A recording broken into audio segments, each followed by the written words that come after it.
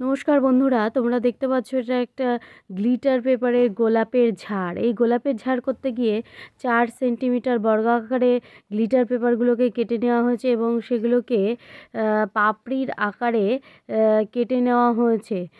তারপরে পাপড়ির মাথাটাকে একটু সরু করে কেটে নেওয়া হয়েছে। এরপর এই পাপড়িগুলোকে একটা ইস্ত্রিতে, গরম ইস্ত্রিতে লাগিয়ে সেটাকে ছোট ছোট কুঁড়ি আকারে দেওয়া হয়েছে।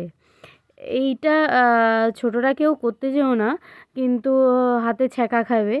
এরপরে এই কুঁড়িগুলোকে একটা তারের সাহায্যে গ্লু গাম দিয়ে লাগিয়ে নেওয়া হয়েছে এবং এই তারটাকে সবুজ রঙের টেপ দিয়ে পেঁচিয়ে দেওয়া হয়েছে। এরপর এই ফুলগুলোকে একের পর এক বেঁধে তারপরে গ্লু গাম দিয়ে দেওয়া হয়েছে। তারপর